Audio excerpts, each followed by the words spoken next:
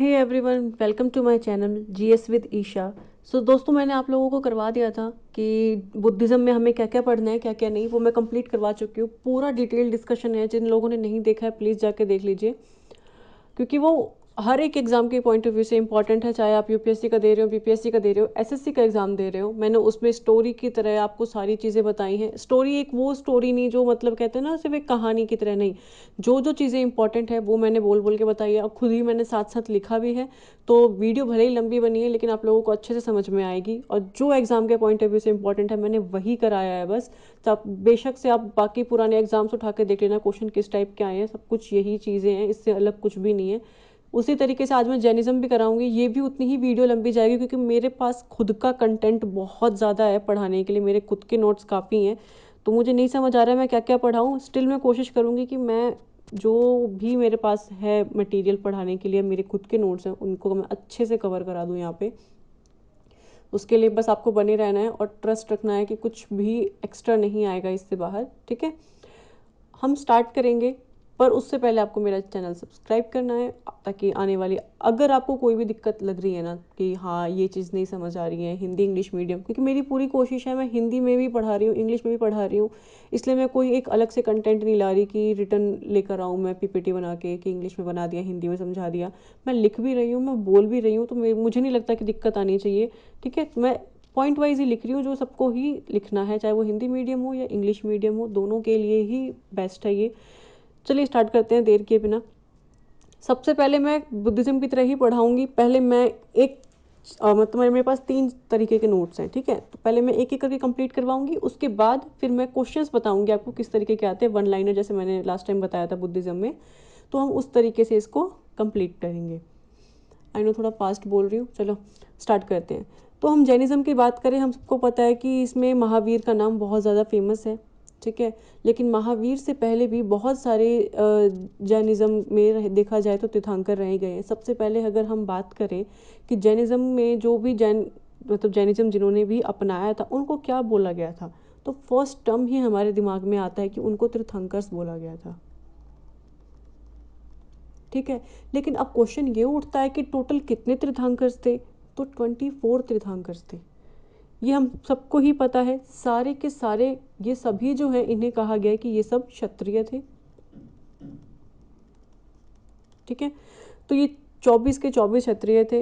ये भी एक रिलीजियस सिस्टम है जैनिज़्म के बारे में, जैसे बुद्धिज़्म भी एक अपनाया हुआ था, आज भी लोग अपनाते हैं, ऐसे ही एक जैनिज़्म भी था, किसी एक इंसान के थ्रू ये शुरू किया गया और फिर आज ये एक प्रॉपर एक रिलीजियस सिस्टम बना हुआ है जैनिज़्म। ठीक है, तो ये अपनी ही एक इसकी अलग पहचान है। तो पहले जो 22 तीर्थंकर्स थे, तो उनके बारे में ज़्यादा कुछ लोगों को नहीं पता है, क्योंकि ये काफ़ी पुरानी बातें हो जाती हैं। तो 24 थे, शुरू के 22 का हमें नहीं पता, लेकिन हमें एंड के 2 के लोगों के बारे में अच्छे से पता है।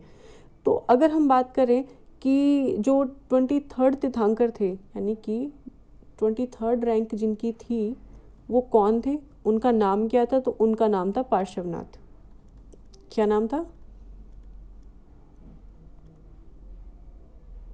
पार्श्वनाथ। लेकिन हमें पहले तीर्थंकर का नाम भी पता है, जो फर्स्ट थे उनका नाम था ऋषभ देव। क्या नाम है? ऋषभ देव। जितनी बार मैं बोलूँगी आप भी रिपीट करेंगे। 23rd का नाम क्या था? पार्श्वनाथ।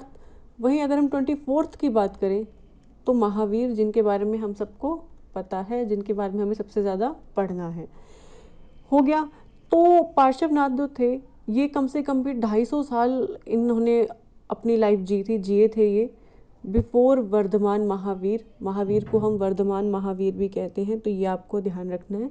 ठीक है, he was the son of king Ashvasena of Banaras. किसकी बात हो रही है? महावीर की बात हो रही है कि ये जो थे ये सन थे किसके? ये सन थे अश्वसेन, जो कि बनारस वाराणसी के थे। ठीक है, अब अगर हम इसके बारे में बात करें, the next and the last 24th तीर्थंकर थे वर्धमान महावीर। तो हमने बात कर ली सबके बारे में। तो मैं अगर आपको महावीर जी के बारे में बताऊं, जो महावीर थे, इनका टाइम पीरियड क्या था, तो 540 से लेके इनका टाइम पीरियड था 468 BCE। तो आप अगर देखेंगे तो आपको जैनिज्म और बुद्धिज्म का जो टाइम पीरियड है ना वो आसपास ही दिखाई देगा, कहीं कहीं ये साथ साथ भी चले हैं, तो ये आपको ध्यान रखना है। महावीर को वर्तमान भी कहा गया है, तो आपको कंफ्यूज बिल्कुल नहीं होना है। इनका जन्म कब हुआ था? तो इनका जन्म हुआ था 599 BC में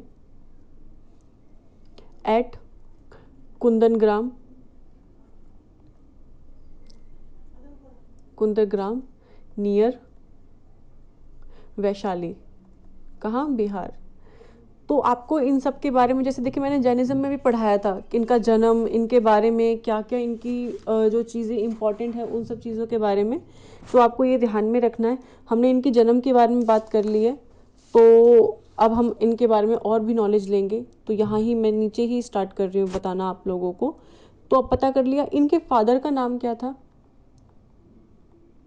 तो इनके फादर का नाम सिद्धार्थ था। देखिए गौतम बुद्ध का नाम भी सिद्धार्थ था, और इनके फादर का नाम भी सिद्धार्थ है, तो आपको ध्यान रखना है। जो इसके इनके फादर थे ना, ये हेड थे कहाँ के? तो क्षत्रिय क्लैन के, क्षत्रिय, ये यहाँ के हेड थे जिन्हें जनात्रिका बोला जाता था। क्या बोला जाता था? सेकेंड, मैं रब कर देती हूँ एक बार। तो इनके फादर अगर हेड थे तो इनको क्या बोला गया? जनात्रिका। कैसे लिखेंगे हम इसको? जनात्रिकाज। तो ये आपको ध्यान रखना है। मैं नेक्स्ट स्लाइड ले लेती हूँ। इनकी मदर का नाम क्या था? इनकी मदर का नाम था, एक सेकेंड, हाँ, इनकी मदर का नाम था त्रिशाला। त्रिशाला हो गया इनकी मदर का नाम। ये जो त्रिशाला थी ये सिस्टर थी किसकी? चेतक की। तो ये आपको ध्यान रखना है। फिर उसके बाद जो, क्योंकि जो चेतक है ना ये बहुत ही फेमस लिच्छवी प्रिंसेस थे, रूलर ऑफ वैशाली, तो ये इनकी सिस्टर थी त्रिशाला, जो कि महावीर जी की मदर थी। इतना हो गया हमारा। इन्होंने किससे शादी करी, यानी कि इनकी वाइफ कौन थी? तो इनकी वाइफ का नाम था यशोधरा, यशोदा, सॉरी, यशोधरा तो उनकी वाइफ का नाम था, यशोदा। तो ये आपको ध्यान रखना है। तो ये किसकी डॉटर थी? तो ये डॉटर थी अनुज की, अनुजा, ठीक है। नहीं नहीं, सॉरी सॉरी, इनकी डॉटर थी अनुजा, अनुजा डॉटर थी इनकी, यशोदा की और महावीर की, ठीक है। तो ये रिलेटेड थे Haryanka dynasty of Magadha as the king Bimbisara of Magadha. तो किंग जो थे ना ये उनसे रिलेटेड थे, तो आपको ये सब चीज़ें ध्यान में रखनी है।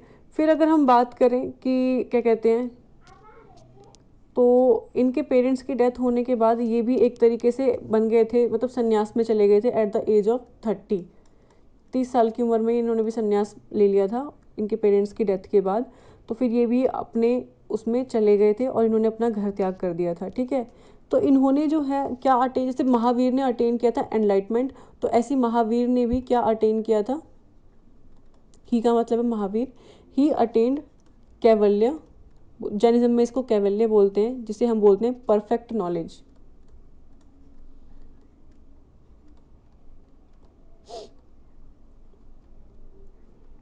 तो ये जो नॉलेज की यानी कि ज्ञान की प्राप्ति हुई, ये इनको कहाँ पे हुई? तो अंडर साल ट्री। बुद्ध भगवान को कहाँ पे हुई थी? अंदर बोधि ट्री, सॉरी, अंडर बोधि ट्री। तो और इन्हें कहाँ पे हुई है? साल के पेड़ के नीचे, ऑन द किस रिवर के पास? रिवर कौन सी थी? तो रिवर का नाम था रिजुपालिका। रिजुपालिका रिवर कहाँ पर था? तो ये था जरीभीग। चल खैर इतना इंपॉर्टेंट नहीं है, आप इतना ध्यान रखिए, ईस्टर्न इंडिया की तरफ है ये, ठीक है, ईस्ट साइड में है। तो आपको ध्यान रखना है। इनको कब प्राप्ति हुई थी नॉलेज की? तो इनको नॉलेज की प्राप्ति हुई थी 42 की एज में। तो इस तरीके से क्वेश्चन आते हैं, आपको साथ साथ लिखते हुए चलना है। फिर अगर हम बात करें कि जो इनकी जो डेथ हुई थी महावीर जी की, ये कब हुई थी? जो इनकी डेथ के बारे में बोला जाता है कि इनकी डेथ पावापुरी में हुई थी। कहाँ? पावापुरी कहाँ पर है? तो पावापुरी जो है ये नियर राजगीर है। इस तरीके से हमको पढ़ते हुए चलना है, हर एक चीज़ एक दूसरे से रिलेट करके पढ़ोगे तभी आपको समझ में आएगा। और पावापुरी में ही महावीर जी ने अपना पहला सरमन किया था। तो दो चीज़ें यहाँ से रिलेटेड होगी, इनकी डेथ और इनका पहला सरमन कहाँ हुआ था, पावापुरी में। इनको एक और चीज़ बोला गया है महावीर जी को,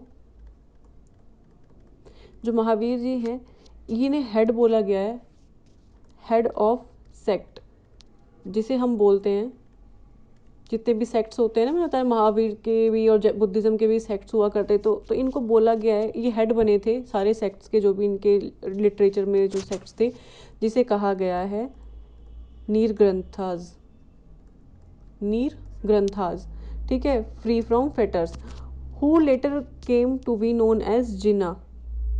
नीर ग्रंथ के बाद इनको जिन्ना भी बोला जाने लगा, JINAS, जिनास। अब अगर हम बात करते हैं जैनिज्म की फिलॉसफी की, हमने बुद्धिस्ट फिलॉसफी की थी, आज हम जैनिज्म फिलॉसफी करेंगे।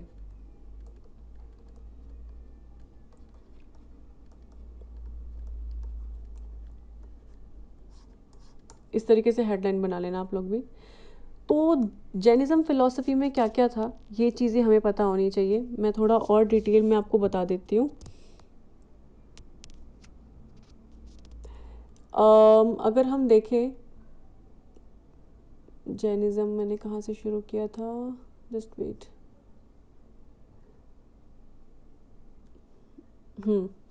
यहाँ पे मैं एक पॉइंट लिखवा देती हूँ थोड़ा डार्क कलर से, कि जो महावीर थे इन्हें और क्या बोला गया है और किस नाम से इनको जाना गया है, तो इनको जितेंद्र के नाम से जाना गया है।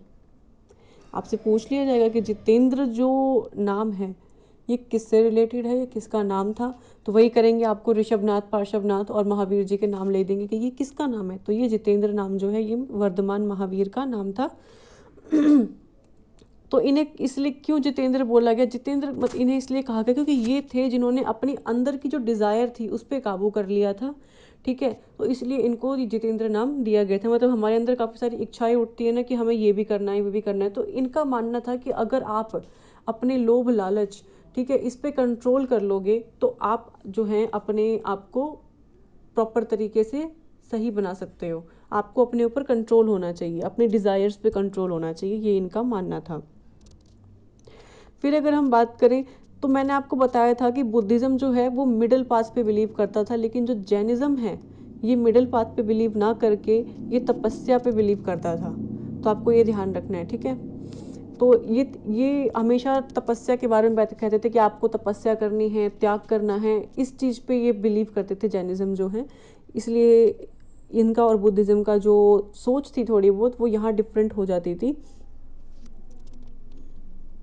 अब अगर हम बात करें कि इन्होंने जो लिबरेशन ऑफ सोल की बात की थी, ये कहते थे कि, और इन्होंने खुद भी अचीव किया था कि जो हमारी आत्मा है उसकी आज़ादी के बारे में इन्होंने बात की थी। खैर ये बहुत ज़्यादा वैसी चीज़ें हो गई, इनके बारे में ज़्यादा डिटेल में नहीं जाना है क्योंकि एग्ज़ाम में इतना आता नहीं है। तो पहले हम इसकी फ़िलॉसफी के बारे में पढ़ते हैं, फिर उसके बाद हम इनके ज्वेल्स के बारे में, जैसे देखिए 3 जेम्स बुद्धिज़्म में थे ना, ऐसे ही इनके ज्वेल्स थे, स्पेलिंग है ज्वेल्स, तो इनके पहले चलो मैं ज्वेल्स ही करा देती हूँ। कितने थे, 3 थे, ठीक है। तो ये इनके एथिक्स होते थे, तो इसके बारे में हमें बात करें। हम बुद्धिज़्म में क्या बोलते थे, तीर्थंकर, तो यहाँ बोलते हैं हम त्रिरत्न बुद्धिज़्म में, ठीक है। तो ये तीनों क्या है, तो तीनों चीज़ों का हम पढ़ेंगे। राइट फेथ, आपको याद है वहाँ पे क्या कहते हैं 4 फोल्ड पाथ थे, जिसको कंप्लीट करने के लिए 8 फोल्ड पाथ बनाए गए थे। तो यहाँ पर इनके उसी तरीके से 3 ज्वेल्स हैं जिसके बारे में है राइट फेथ, ठीक है, जिसका मतलब है समयुग दर्शन। दूसरा है राइट नॉलेज, आपको सही नॉलेज होनी चाहिए, जिसे हम कहते हैं समयुग जनन जना।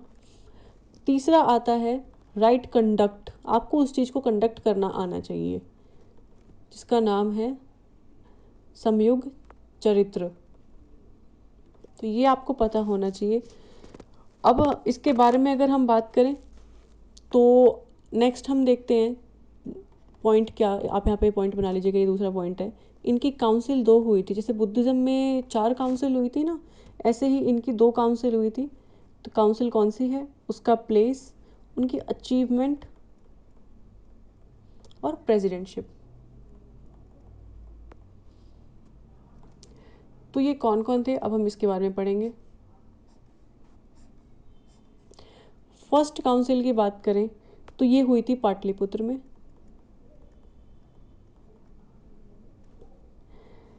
इसके जो प्रेसिडेंट थे ये स्थूलभद्र थे, स्थूलभद्र। सेकंड काउंसिल की अगर हम बात करें तो ये वल्लभी में हुई थी। इसके प्रेसिडेंट कौन थे, इसके प्रेसिडेंट थे देरिद्धि। अब हम इनके अचीवमेंट्स के बारे में बात करते हैं। सेकंड में क्या अचीव किया था इन्होंने, सेकंड में इन्होंने अचीव किया था फाइनल कंपाइलेशन की थी इन्होंने ऑफ 12 अंगाज, ठीक है, एंड उपन्ना 12 उपनंगाज। तो ये चीज़ें थी इन्होंने इसमें करी। पहले में इन्होंने क्या अचीव किया, कंपाइलेशन ऑफ 12 अंगाज टू रिप्लेस पूर्वाज। इसमें क्या किया था इन्होंने, कंपाइल किया था अंग को, 12 अंग जो थे उनको एक जगह कंपाइल किया था। पर ये जो है ना, ये रिजेक्ट कर दिया गया था किसके द्वारा, बाय दिगंबर। मैं बताऊंगी दिगंबर और श्वेतांबर के बारे में, क्योंकि ये भी बहुत इंपॉर्टेंट है। दिगंबर कौन है, श्वेतांबर कौन है, तो इनके बारे में भी आप लोगों को पता होना चाहिए जैनिज़्म में। क्योंकि जिस तरीके से बुद्धिज़्म हीनयान और महायान में डिवाइड हुआ था, उसी तरीके से जो जैनिज़्म है ये भी डिवाइड हुआ था दिगंबर और श्वेतांबर में। तो लेकिन कब हुआ था, तो ये आपको ध्यान रखना है कि पहले ही काउंसिल में, जो पहली जैनिज़्म काउंसिल हुई थी स्थूलभद्र के द्वारा, जो कि 300 BCE में हुई थी पाटलिपुत्र में, तो जहाँ पे कंपाइलेशन हुआ था इसका, तो यहाँ पर ये जो है दिगंबर और श्वेतांबर में डिवाइड हुआ था। कब हुआ था, पहली बुद्धिस्ट काउंसिल में, सॉरी जैनिज़्म काउंसिल में, श्वेतांबर दिगंबर पहले में डिवाइड हो गया। और पहले में ही जो इन्होंने अचीवमेंट करी उसमें दिगंबर जो है इन्होंने रिजेक्ट कर दिया इन 12 अंग के कंपाइलेशन को। ये क्या बोलते हैं, जो श्वेतांबर थे ये वाइट कपड़े पहनते थे, और जो दिगंबर थे ये न्यूड थे, ये कुछ नहीं पहनते थे। ये साउथ में थे और ये नॉर्थ में थे, यानी कि नॉर्थ इंडिया में थे श्वेतांबर, जो वाइट श्वेत कपड़ों को धारण करते थे। और दिगंबर थे जो साउथ में थे, ये न्यूड रहते थे, ये कपड़े नहीं पहनते थे। और दिगंबर्स ने ही पहली जैनिज़्म काउंसिल में जो 12 अंगों का कंपाइलेशन किया उसको रिजेक्ट किया था, जो कि जिसके प्रेसिडेंट थे स्थूलभद्र। कहाँ पे हुआ था, पाटलिपुत्र में हुआ था। कब हुआ था, 300 BCE में हुआ था। दूसरा कब हुआ था, तो दूसरा हुआ था 512 में AD। किसके द्वारा, वल्लभी के द्वारा। देववृद्धि ने हेड किया था इसको। और इसमें क्या हुआ था, फाइनल कंपाइलेशन हुई थी सेकंड वाले में, मैंने यहाँ बता दिया है, ठीक है, सारे अंगों की यहाँ फाइनल कंपाइलेशन हुई थी। तो ये हो गया जैनिज़्म। मैं आपको बता देती हूँ कि जैनिज़्म को सबसे पहले किसने अपनाया था, तो पेन चेंज करती हूँ, चंद्रगुप्त मौर्य ने। ये नाम आपको जैनिज़्म से सबसे पहले याद होना चाहिए। इसके बाद हमने इतना कर लिया, तो अब हम करेंगे इसकी फिलॉसफी जैनिज़्म की।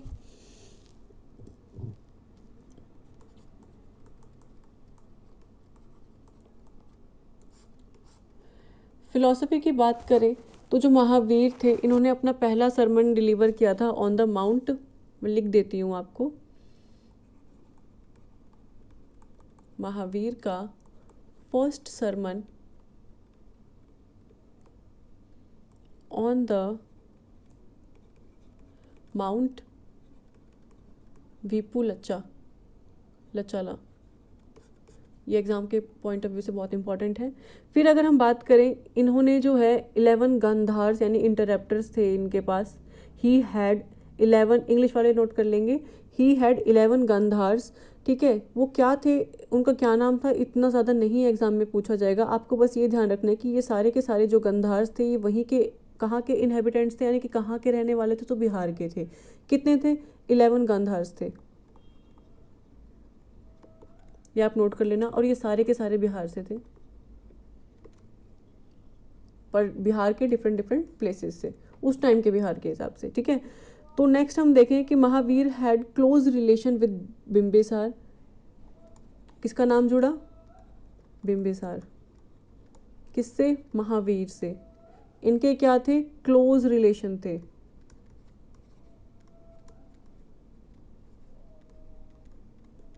जो कि किंग ऑफ मगध थे, मगध के किंग थे। समझ में आ गया आपको?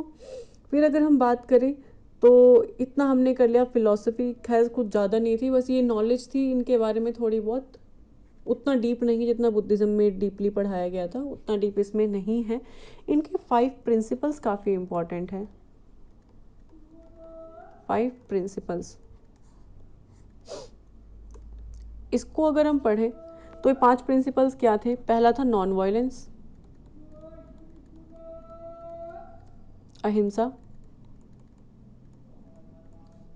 दूसरे की बात करें हम तो नो लाइज, कि झूठ नहीं बोलना है, सत्य बोलना है, मतलब इनका ये हुआ।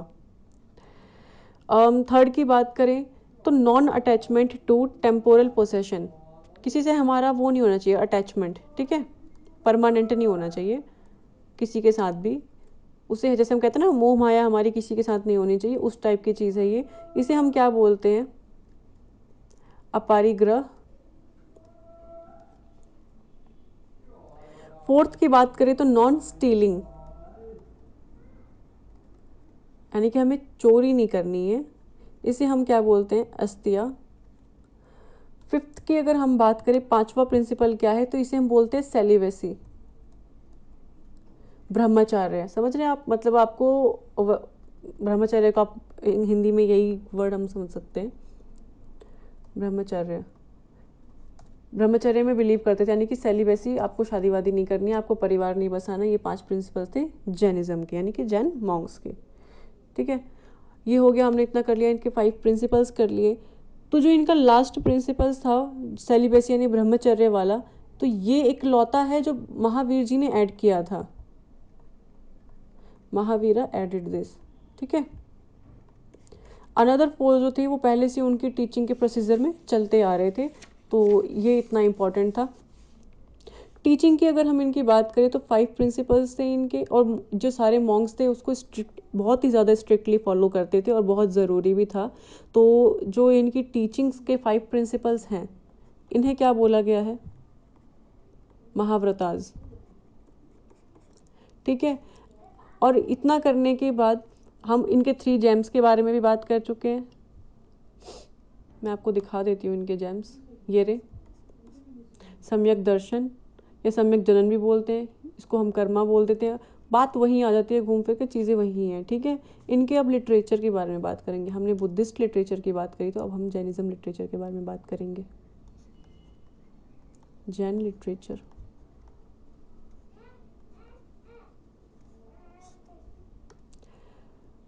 पहला पॉइंट है कि जो जैनिज्म था वो बुद्धिज़्म और बुद्धिज़्म कह रही हूँ, जैनिज्म जो है वो श्वेतांबर और दिगंबर सेक्ट्स में डिवाइड हुआ था। तो उसको जो जिस बुक में ये लिखा गया है उसे हम क्या बोलते हैं? Both Shwetambar and Digambar sects, इन्हें क्या बोला गया है इनकी बुक को, इन दोनों की? तो उसे बोला गया अगम सिद्धांत, अगम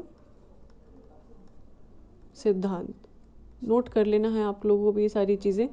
फिर इसके बाद अगर हम बात करें कि जो इनके लिटरेचर्स हैं, जो मतलब मैंने उसमें करवाए थे ना, ये सारे लिटरेचर्स जो हैं ये किस लैंग्वेज में लिखी गई हैं, तो जो श्वेतांबर्स थे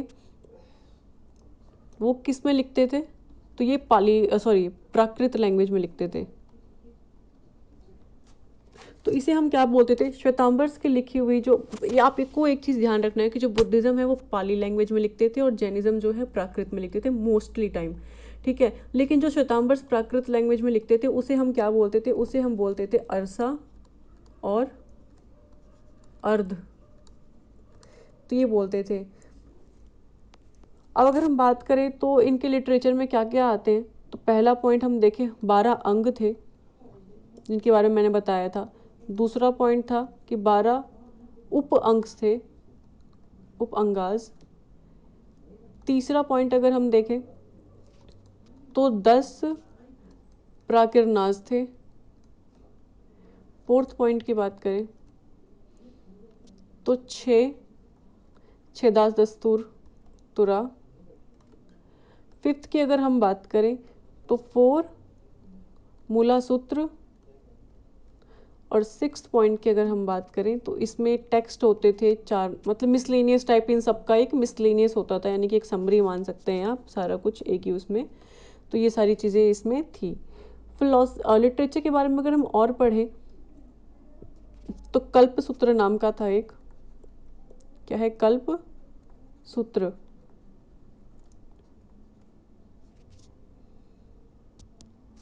जो कि लिखा गया है, मैं आपको इसको कंफर्म करके बता दूंगी कल्पसूत्र किसके द्वारा लिखा गया था, शायद मैंने यहाँ पे थोड़ी गड़बड़ कर दी है। नेक्स्ट अगर हम बात के बाद को ध्यान रखना कि जो कल्पसूत्र है ये जैनिज्म से रिलेटेड है। अब अगर हम देखें अंतरकथा समग्रह किसके द्वारा लिखी गई है, बाय राजा सेक। और अगर हम इसके बारे में पढ़ें तो एक और है कथा रत्नकारा,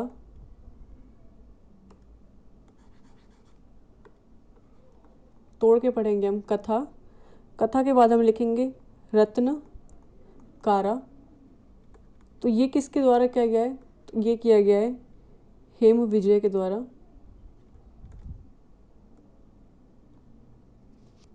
तो इतना काफ़ी इम्पोर्टेंट है। अब मेन टीचिंग क्या थी महावीर की, वो हम पढ़ेंगे। पहले हम इससे पहले हम देखेंगे इनके बारे में कि जैसे हमने बुद्धिज़्म में किया था ना, उनका सिंबल और उनके इवेंट्स, तो यहाँ भी हम लिखेंगे नेम और उनके सिंबल्स क्या क्या थे। अब यहाँ देखें क्या क्या था, पहले में देखें अगर हम कि ऋषभ देव,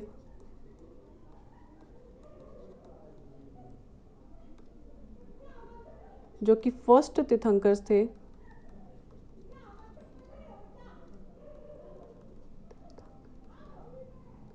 इनका सिंबल क्या था, इनका सिंबल बुल था, ठीक है। दूसरे की अगर हम बात करें पार्श्वनाथ की, जो कि 23rd तीर्थंकर्स थे, इनका सिंबल था सरपेंट हुडेड।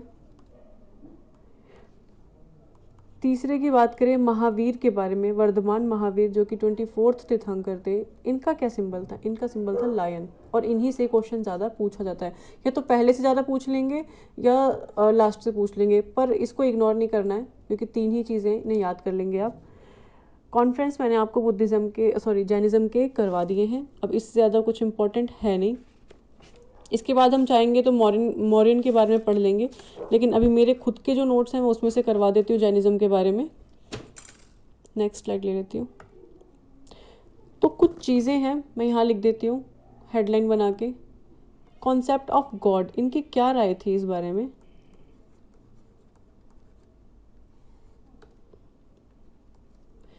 तो गॉड को लेके इनकी क्या राय थी, ये बिलीव नहीं करते थे इन अ पर्सनल गॉड और क्रिएटर गॉड, कि हमें गॉड ने बनाया है या सबके अलग अलग गॉड्स हैं, तो उनमें बिलीव नहीं करते थे। Don't believe, do not believe in God, ठीक है।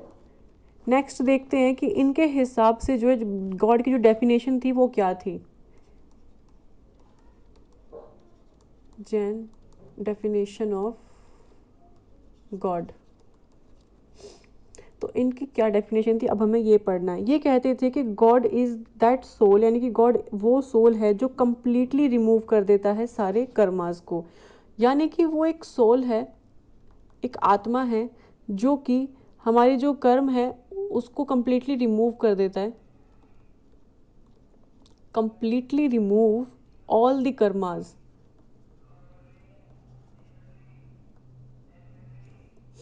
दूसरा ये बोलते हैं भगवान के बारे में कि भगवान क्या है, द डेफिनेशन, ये डिफाइन करते हैं characteristic of godhood is identical with that of liberation itself. ये लिबरेशन को गॉड मानते थे, आज़ादी को ये गॉड मानते थे।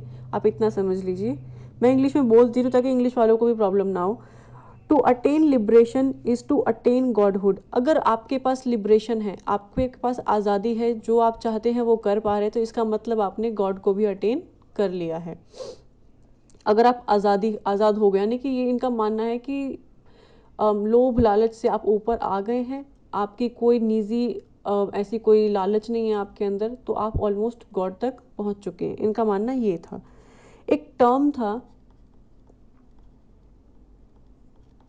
ईश्वारा, इसके बारे में मैं बता दूं आप लोगों को, पहले इंग्लिश वाले लिख लेंगे। Can very well apply to the soul that has become powerful by attaining its perfectly pure nature constituted of 4 characteristics which are infinite knowledge। तो ये ईश्वारा जो है ये 4 चीज़ों को लेके बना है, जिसे हम क्या बोलते हैं, इनफाइनाइट नॉलेज। मैं आपको बता चुकी हूँ, अनंत नॉलेज जिसकी कोई एक एंड नहीं है, उतनी आपके पास नॉलेज होनी चाहिए। इनफाइनाइट विजन होना चाहिए, इनफाइनाइट पावर और ब्लिस। तो क्या क्या है? नॉलेज, नॉलेज के बाद आता है आपका विजन, आपको क्या करना है ये आपको बहुत क्लियर होना चाहिए, आपकी पावर और आपका ब्लिस, आपकी इच्छा, आप क्या करना चाह रहे हो। तो आपको ये सब चीज़ें को ध्यान रखना है। ये इनके पार अगर ईश्वारा टर्म आया और ये चारों चीज़ें दी, तो आपको बिना सोचे इन पर टिक लगा देना, यही आपका आंसर होगा। अब नेक्स्ट अगर हम देखते हैं जैनिज्म के बारे में और क्या क्या चीज़ें हैं, तो कॉन्सेप्ट ऑफ सोल, जैसे मैंने बताया ना, सोल में बुद्धिज्म नहीं बिलीव करते थे, लेकिन जैनिज्म जो है ये सोल में बिलीव करते थे। Jain hold that every living and non living beings is gifted with soul. इनका मानना था, आज हम क्या मानते हैं कि जो लिविंग बींग्स हैं उनके अंदर आत्मा होती है, वो सोल होते हैं, लेकिन ये कहते थे कि जितने भी लिविंग बींग्स हैं और नॉन लिविंग बींग्स हैं ये गिफ्टेड है विद सोल। ये कौन मानते थे? ये जैन मानते थे, मानते हैं मतलब आज भी। अब इंग्लिश वाले लिखेंगे एक line, all souls are not equally conscious. इनके कहने का मतलब है कि सारे के सारे सोल जो हैं वो एक जैसे नहीं होते हैं, but every soul has potential to attain infinite consciousness, power और हैप्पीनेस। हर एक सोल जो है इक्वली कैपेबल नहीं होती है, हर एक, मतलब कहते हैं ना, हर कोई स्ट्रांग नहीं होता, लेकिन इनका मानना है कि अगर वो चाहे तो सबके पास पोटेंशियल है कि वो लास्ट तक पहुंच सकती है, अपनी अंतरात्मा तक पहुंच सकती है, वो पावर उसके पास है, वो हैप्पीनेस वो पा सकती है, वो डिज़ायर वो कंप्लीट कर सकती है। ये सोल पे डिपेंड करता है, सोल चाहे तो कुछ भी कर सकता है, ये जैनिज्म मानते थे। The soul is inherently perfect, कि सोल जो है वो कहीं ना कहीं परफेक्ट है, और हम सोल पे ही बिलीव करते हैं। हमारी आत्मा, हमारे कर्म, ये हमें बताते हैं हम कैसे हैं। ये हो गया उसके बारे में। अब इतना करने के बाद मेरे हिसाब से जैनिज्म से इससे बाहर जाता नहीं है, लेकिन कुछ टेक्स्ट हैं जैनिज्म के, मैं ये करवा देती हूँ आप लोगों को। तो एक है, श्वेतांबर कैन नॉट रिटर्न इन अर्धमगधी। क्या बोला मैंने? जो श्वेतांबर हैं, जो श्वेत कपड़े पहनते थे, श्वेतांबर, ये लिख नहीं सकते अर्धमगधी, जो कि प्राकृत में होती थी। प्राकृत में कौन लिखते थे? जैनिज्म ही लिखते थे, कि श्वेतांबर नहीं लिखते, ठीक है। ये अर्धमगधी में नहीं लिख सकते थे। रिलीजियस टेक्स्ट की बात करें, ऑफ द दिगंबर्स, जो दिगंबर्स वो थे तो न्यूड रहते थे, जो कि साउथ में रहते थे, ठीक है। ये लिखते थे महाराष्ट्री और शूरसेनी प्राकृत में। Digambars written in Maharashtri language, और किसमें? सौरासेनी प्राकृत। देखिए, श्वेतांबर जो है प्राकृत में लिखते थे, लेकिन वो अर्धमगधी प्राकृत नहीं लिख सकते थे। वही दिगंबर जो है ये महाराष्ट्री में लिखते थे और शौरसेनी प्राकृत के बारे में लिखते थे। तो इस तरीके से क्वेश्चन बन जाते हैं आपके। तो मेरे हिसाब से जैनिज्म ज़्यादा बड़ा है नहीं, तो इसको हम यहाँ पे भी ख़त्म कर सकते हैं। बाकी इनके सिंबल वगैरह मैंने करवा दिए हैं। एक जो है कल्प सूत्र है, शायद मैंने वो ऊपर करवा के छोड़ दिया था, मैं अभी यहाँ बता देती हूँ। ये रहा। कल्पसूत्र जो है ये जैन टेक्स्ट है, जैन का एंशियंट टेक्स्ट है। तो इसमें क्या है, बायोग्राफीज हैं 2 जैन तीर्थंकर्स की। किनकी? 2 जैन तीर्थंकर्स की बायोग्राफी है इसके अंदर। किसमें? कल्पसूत्र में। तो जो कि किसके द्वारा लिखी गई है, तो ये लिखी गई थी, रिटन बाय भद्रबाहु। यहाँ तक मैंने इसलिए घुमाया, सीधा सीधा बता सकती थी कि मैं कल्पसूत्र जो है किसने लिखा है, भद्रबाहु ने, लेकिन इंपॉर्टेंट क्या होता है, ये एक जैन टेक्स्ट था, ये आपका जानना ज़रूरी है, और ये 2 जैन तीर्थंकर्स की बायोग्राफी है जो लिखी है भद्रबाहु ने। तो इस तरीके से आप लोगों को इसको कंप्लीट करके पढ़ना है। इतना करने के बाद अब देखते हैं हम बुद्धिज़्म जैनिज़्म में क्या फ़र्क है। ये मुझे अभी रहने देती हूँ, काफ़ी ज़्यादा बड़ा हो जाएगा और वो आता भी नहीं है एग्ज़ाम में। 3 टर्म्स आते हैं, स्तूपा, विहार या विहाराज लिख सकते हो, और चैत्य। ये दोनों ही, चैत्य, ये तीनों जो हैं ये जैनिज़्म और बुद्धिज़्म के पार्ट हैं। ये इन दोनों में ही ये तीनों चीज़ें हुआ करती थी। जो कंस्ट्रक्शन होता था स्तूपा का, has been patronized by kings only, यानी कि जो स्तूपास बनाए जाते थे वो सिर्फ किंग के द्वारा बनाए जाते थे, उसको कोई और नहीं बना सकता था। स्तूपा वर constructed over the relics of the Buddha at different places. तो जो स्तूपा हैं, जो बुद्धा के एशेज हुआ करते थे, उनके अलग अलग प्लेसेस पे लगाए गए थे। तो ये उनके बारे में है। ये हो गया आपका जैनिज़्म के बारे में, इससे अलग नहीं आएगा। बाकी अब मैं आपको क्वेश्चंस बताऊंगी किस तरीके के आते हैं जैनिज़्म के बारे में, तो वो हमें अभी कंप्लीट करने हैं। तो जैनिज़्म के सेक्ट्स मैंने आपको बता दिए। भद्रबाहु ने दिगंबर किया था, मैं लिख देती हूँ एक बार अलग से, फिर भी साफ साफ। 2 थे, दिगंबर्स और एक था श्वेतांबर्स।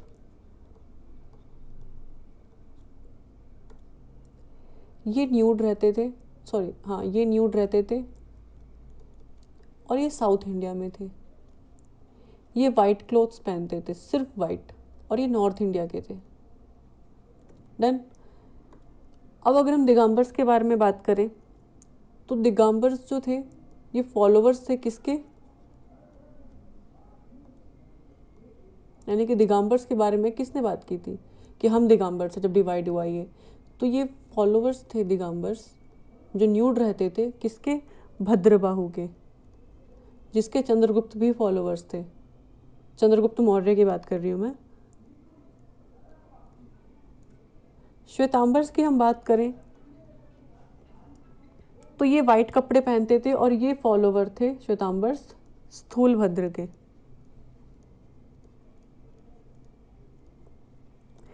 हो गया ये कंप्लीट। ये आपको प्रॉपर चार्ट बना लेना है अपने एग्जाम में। स्थूलभद्र थे वो लीडर्स थे मॉन्क के नॉर्थ इंडिया में, ठीक है, जो सारे के सारे वाइट गारमेंट्स को पहना करते थे, यानी कि वाइट कपड़ों को पहनते थे। काउंसिल्स कंप्लीट हो चुकी हैं आप लोगों की। इंपॉर्टेंट टर्म्स मैं आपको बता देती हूँ। एक टर्म यूज होता है जैनिज्म में, पोसाधा। क्या टर्म है? टर्म है पोसाद।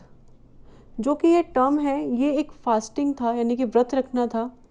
फास्टिंग बाय जैन मेंबर्स या मॉन्क्स, जैन मॉन्क्स, ऑन कब, जब फुल मून हुआ करता था एंड न्यू मून डे, तब का है। दूसरा बोलते हैं, खैर ये नहीं आएगा, मैं टाइम नहीं आप लोगों का एक्स्ट्रा लेना चाहूँगी, इतना इंपॉर्टेंट नहीं है। आपको कोई आंसर राइटिंग नहीं करनी है जो मैं ये करवाने जाऊँ, क्योंकि आंसर राइटिंग के लिए तो काफ़ी कुछ बताना पड़ता है। इतना ही काफ़ी है आपके ऑप्शनल एग्जाम के, यानी कि प्री के लिए इतना काफ़ी है। नहीं तो जैनिज्म की फ़िलासफ़ी में बहुत सारी चीज़ें हैं, इनके आर्किटेक्ट के बारे में भी हैं। जैसे पटना में बात करूँ तीर्थंकर्स के बारे में, तो अर्लीस्ट जो, एक सेकेंड, जो इमेज है तीर्थंकर्स की, ठीक है, पटना में कौन सी जगह पे, लोहानीपुर में, पटना में इनकी इमेज है, मौर्यन पीरियड के टाइम पे बनाई गई है। तो वो अर्लीस्ट जैना फिगर है, यानी कि सबसे पहले के जैना फिगर आपसे पूछ ले कहाँ पर है, तो वो कहाँ है, पटना के लोहानीपुर में। तो इस टाइप की क्वेश्चंस हैं। और क्या है कि जो हाथी गुम्फा केव है या बाघा गुम्फा, उदयगिरी और खंडागिरी, ये सब उड़ीसा, ये सब जैन के आर्किटेक्चर हैं। मैं आर्किटेक्चर करवा ही देती हूँ, ये तो रह जाएगा आप लोगों से, आर्किटेक्चर। ठीक है, जितना लिखो उतना ही लिखना, एक्स्ट्रा कुछ लिखने की ज़रूरत नहीं है। क्या क्या बताया मैंने, जैन के कौन से केव्स हैं, पहले मैं केव्स कंप्लीट करा देती हूँ। तो पहला हो गया हाथी गुम्फा, दूसरा हो गया बाघा गुम्फा, उदयगिरी, फोर्थ हो गया खंडगिरी, उड़ीसा। ठीक है, आपको ये ध्यान रखना है। एक दिलवारा टेम्पल है माउंट आबू राजस्थान में, ये भी जैन का ही है। विमालावशी एंड तेजपला टेम्पल लिख दूँ, दिलवारा टेम्पल कहाँ पे, माउंट आबू राजस्थान, ये भी जैन का ही है। और बात करें हम तेजपाल टेम्पल,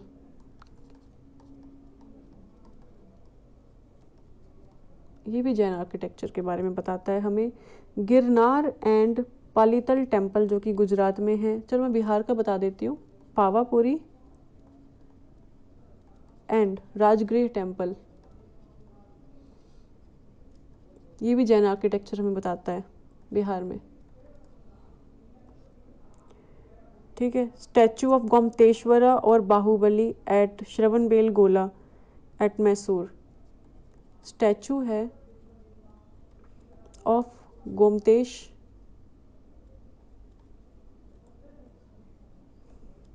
और बाहुबली का एट श्रवणबेल गोला में एट मैसूर कर्नाटक। ये भी हमें जैन आर्किटेक्चर के बारे में बहुत कुछ बताता है। हाँ, काफ़ी हो गया ये। अब हम चलेंगे पॉइंट वाइज, या हम क्वेश्चंस लिख सकते हैं जैनिज्म के। एक दो स्लाइड्स और लगेंगे, फिर एक कंप्लीट हो जाएगा। ये भी काफ़ी बड़ी वीडियो बन गई। तो पहले तीर्थंकर कौन रहे थे, ऋषभ देव। मैं लिखूंगी नहीं, मैं रिवाइज करवाते जा रही हूँ, आप चलते जाइए। ऋषभ देव जो कि फाउंडर थे, ठीक है, नोन एज आदिनाथ, ये इंपॉर्टेंट है। ऋषभ देव को आदिनाथ बोला गया है, जो कि फर्स्ट तीर्थंकर हैं सब में से, ऑल 24 में से ये फर्स्ट है। ठीक है, ये इंपॉर्टेंट है। लास्ट महावीर थे,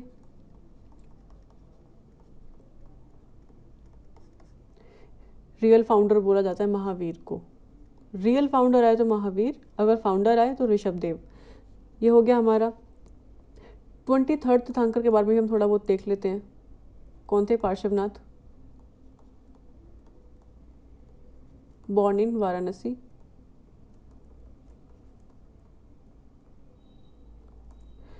पार्श्वनाथ जो हैं, ये इनकी डेथ हुई थी हिल्स में, हिली एरिया में। पार्श्वनाथ ने 30 साल की एज में घर छोड़ा था, लीव होम।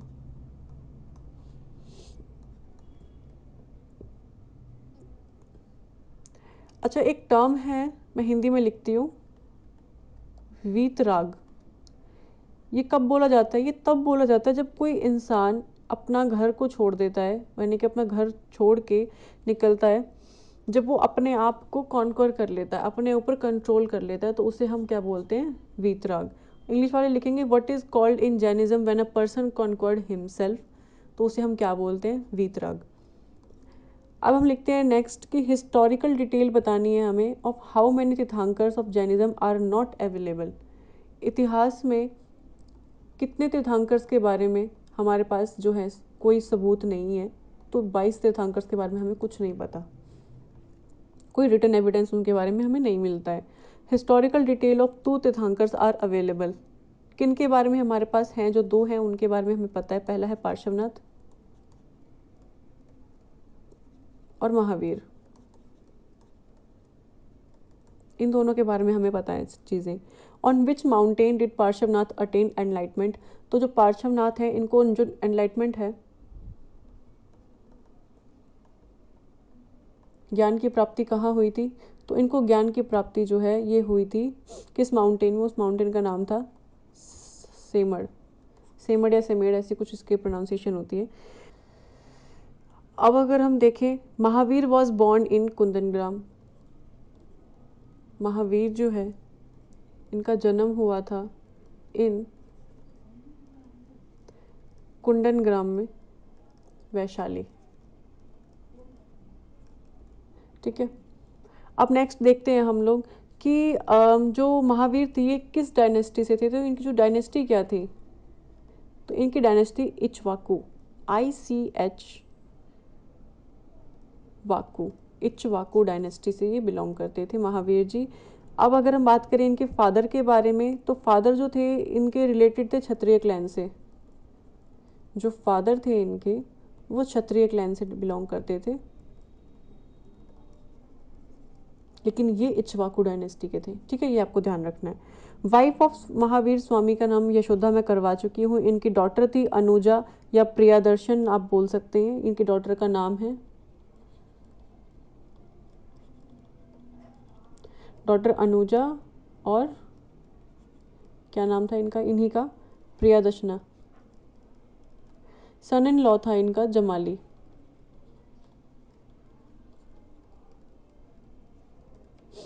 ये हो गया। महावीर जी की डेथ जो हुई थी वो पावापुरी में हुई थी,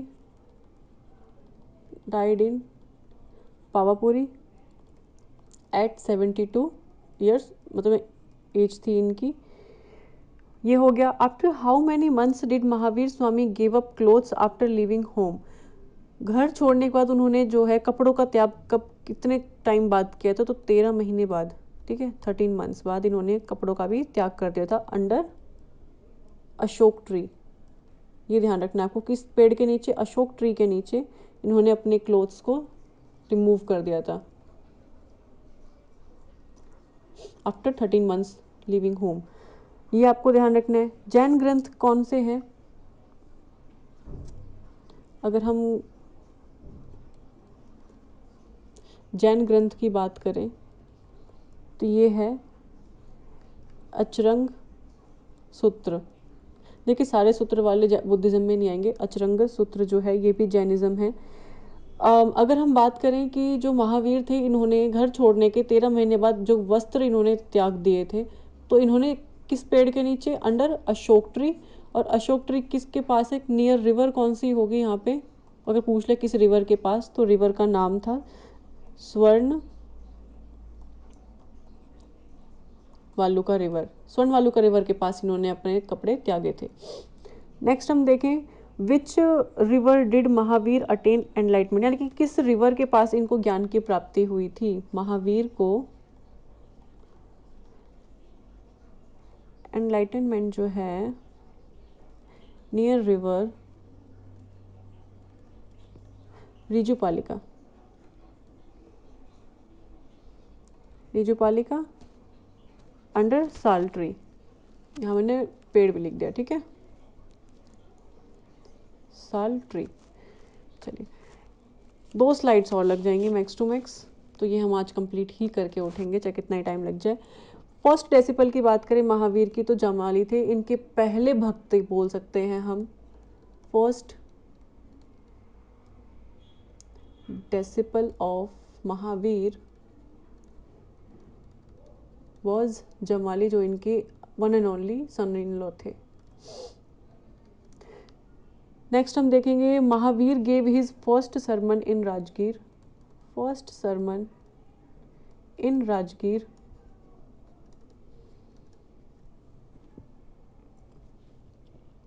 रिवर किस रिवर के पास थी, रिवर के बारे में बात करें तो पहला सरमन राजगीर में दिया, रिवर थी बराकर रिवर। देखिए काफ़ी सारी रिवर हो गई, ध्यान में रहना चाहिए आप लोगों के। Which of the following mahavrata was joined by Mahavir. ठीक है, तो ब्रह्मचर्य, ब्रह्मचर्य किसने अपनाया था, महावीर ने। नेक्स्ट हम बात करेंगे, किस रूलर ने मैं इंग्लिश में बोल देती हूँ पहले। विच रूलर डिड हिज संलेखना यानी कि राइटिंग, किसने अपनी राइटिंग संलेखना बनाई थी? संलेखना किसके द्वारा अपनी खुद की बनाई गई थी? तो चंद्रगुप्त मौर्य।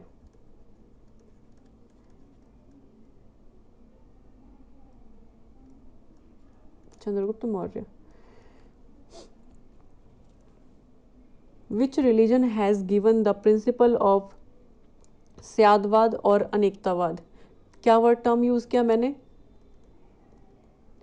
स्यादवाद, मैं हिंदी में जानबूझ के बता रही हूँ, एंड अनेकतावाद। मैं दोबारा से लिख देती हूँ।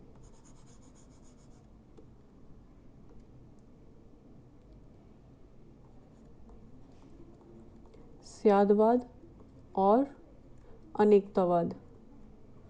अनेकतावाद किसने किया था? ये किसके प्रिंसिपल्स हैं ये? तो ये जैनिज्म के प्रिंसिपल्स हैं, ये आपको ध्यान रखना है। नेक्स्ट देखते हैं, how many types of karma are mentioned in Jainism? कितने टाइप के कर्मा थे? तो कर्मा 8 टाइप्स के थे, ये पूछा जाएगा। फर्स्ट जैन संगीति ऑर्गेनाइज्ड इन, जो पहली जैन संगीति थी ये कब ऑर्गेनाइज कराई गई? तो ये 322 से 298 BC तक। अब हम बात करते हैं कि सेकंड जैन संगीति जो थी वो 512 में, यानी कि सरमन जो काउंसिल हुई थी वो मैं बता रही हूँ, ठीक है। तो पहली कहाँ पे हुई थी? पहली में डिवाइड हो गए थे श्वेतांबर और दिगंबर। दूसरी जो हुई थी वो गुजरात में हुई थी, प्रिजाइडेड बाय देवदेव। इसे मैंने करवा दिया, आप वहाँ जाके चेक कर लेना। After which Sangiti the tenets of Jainism were finally written down? तो दूसरे संगति के बाद हुआ था। नेक्स्ट हम देखते हैं, जैन लिटरेचर इज कॉल्ड अगम ग्रंथ। जहाँ भी इंपॉर्टेंट होगा पेन ही चेंज कर दूंगी।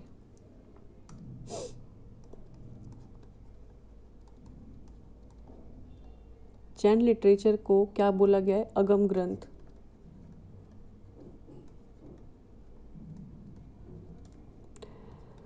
नेक्स्ट करें हम, तो जो लैंग्वेज थी जैन लिटरेचर की, लैंग्वेज क्या होती थी? प्राकृत, मैं बता चुकी हूँ आप लोगों को, और बुद्धिज्म में Pali. 14 Purvas in literature of which sects? किसके सेक्ट्स में 14 पूर्वाज थे? तो दिगंबर के सेक्ट्स में, दिगंबर के जो सेक्ट्स थे उसमें 14 पूर्वाज थे। ये याद करने वाली चीज़ें, इसको समझाना कुछ भी नहीं है, ठीक है। 12 अंगाज हुआ करते थे, या अंग्स बोल सकते हो, इन लिटरेचर ऑफ, किसके लिटरेचर में? जैन के 12 अंगाज थे, जिनका कंपाइलेशन हुआ था फर्स्ट में, जो दिगंबर्स ने रिजेक्ट कर दिया था, ठीक है। लेकिन फिर सेकंड काउंसिल में उसको कम्प्लीटली हो गया था वो। तो ये इंपॉर्टेंट है दोनों चीज़ें ही।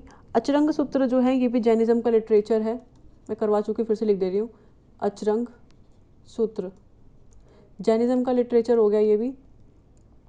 भगवती सूत्र भी जो है जैनिज्म का है, ये मैंने कल भी बताया था, भगवती सूत्र। नेक्स्ट हम देखें, जो कि मेंशन करता है 16 महाजनपद को, तो ये इसी में है, भगवती सूत्र में ही। किसने कंपोज किया था कल्प सूत्र को?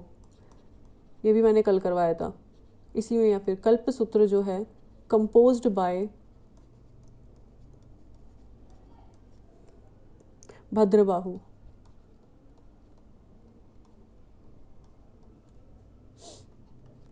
ये भी हो गया हमारा। फिर हेमचंद्र नाम का कोई था, Hemachandra was the court scholar of the dynasty of which state? तो गुजरात का था ये। हेमचंद्र से बारे में पूछा जाए अगर ये किससे रिलेटेड है, तो ये गुजरात से रिलेटेड है।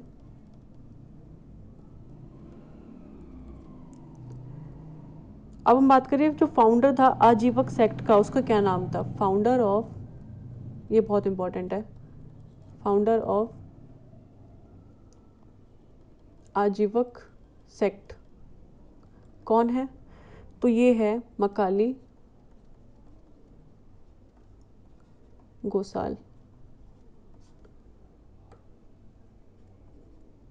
मोस्ट इम्पॉर्टेंट, ठीक है। अगला है हमारा, अगर हम देखें तो founder of materialistic sect, founder of materialistic sect जो है जैनिज्म में, वो है अजीत कोशकवली। ठीक है, अब हम बात करें, चरवक का मतलब होता है ब्यूटीफुल स्पीकिंग ग्रुप। ये हमारा जैनिज्म खत्म हो गया, इससे ज़्यादा कुछ बाहर से आएगा नहीं। देखिए जैनिज्म से ज़्यादा क्वेश्चन नहीं बन पाते जितने बुद्धिज़्म से बन पाते हैं, इसलिए बुद्धिज़्म और जैनिज्म मैंने दोनों ही बहुत डिटेल में करा दिया। इससे बाहर मेरे हिसाब से तो कुछ आना नहीं चाहिए, बाकी कुछ होगा तो मैं वो कंप्लीट करवा दूँगी। ये वीडियो ऑलरेडी 1 घंटे की हो जाएगी, अब तो बेटर होगा भी हम यही एंड कर दें इसको। Thank you. नेक्स्ट मैं कोशिश करूँगी डायनेस्टीज़ वाइज या रूलर्स के हिसाब से कंटिन्यूस चलूँ। Thank you.